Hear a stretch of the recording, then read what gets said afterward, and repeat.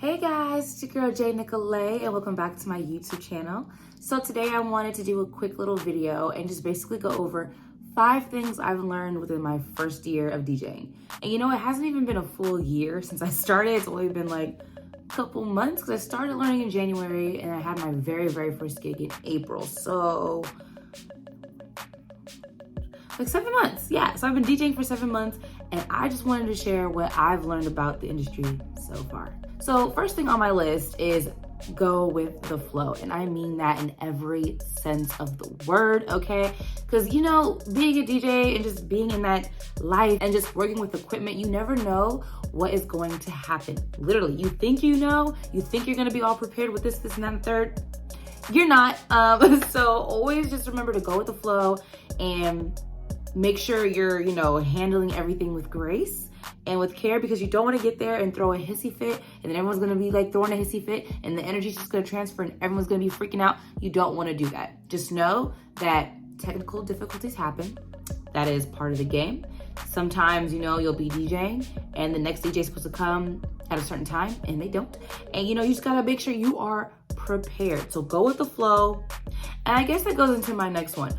Always be prepared, but don't just be prepared, over prepare. And I mean that again, in every sense of the word. So let's say you have a gig, it's like 45 minutes or an hour, and you have like maybe, a few songs prepared, double that. So as many songs as you think you're gonna need for that set, I personally always like to double that, because again, you never know what the crowd's gonna like. You never know if you're gonna be up there longer than expected. And yeah, you just never know. So always over prepare your crate. Always bring extra cords if you have them. So if you have more than one charger, bring it. If you have more than one adapter, bring it. Because there have been times where I only brought one adapter because, my Mac connects a certain way to USBs. And yeah, my adapter was being wonky and I didn't have my other one. So it was like knocking the music out left and right. It was crazy. Okay, you just know, I had to go with the flow. But yeah, just make sure you're always prepared and always have a USB on hand. I don't have mine in front of me right now, but always make sure you have a USB in front of you, because you never know what if your software doesn't connect to the mixer. Then what are you gonna do? You're gonna just not do the gig? No, you can potentially put your music on the USB and then just plug that USB into someone else's laptop that's maybe already connected and just go with that. You may not always have someone you can do that with, but again, any way that you can be over prepared, make sure you do that. And then that kind of goes into my third thing. Know your equipment. So one really important rule of thumb I like to do is reaching out to the person who booked me to see, hey, okay, what equipment am I using? Am I using a controller? Okay, great. What kind of controller? Am I using CDJs? Okay, great. What kind of mixer am I using? Because you can go in there and not have the drivers installed, not have the right cables or the plugs or whatever. Don't just assume the venue is going to have everything. Also, side note, bring your own laptop stand, because there have been times I've done a gig and the laptop stand is either, not really stabilized, so my laptop's like falling off, or there isn't one at all. You know what I mean? So always have a laptop stand handy. I have my pink one that I like to use. I like to bring with me everywhere, so do that. And you never know, sometimes there's only one laptop stand, but when you're trying to transition from one DJ to the next, it could be a little difficult. Like, you don't want to necessarily put your laptop on the table that has a lot of alcohol and a lot of sticky stuff. You know what I'm saying? So again, be prepared and know your equipment. But yeah, no, going back to that, it's important to know your equipment, because that way, if you're not super familiar with one piece of equipment, you can do a quick little Google search and just see where certain buttons are. Like, where's the effects button? Where's the low pass filter located? Where's, the load button? Just certain little things like that. They matter, okay? Because you don't want to get up there and you want to do a transition, you know what I'm saying? And you're just like, oh snap, where's the effects button? Or where's the effects knob? You know what I'm saying? It makes a difference. And then my next thing would have to be show up on time. And I don't mean show up on time. I don't mean show up legit when your set starts. If your set starts at 9:30, do not show up at 9:30.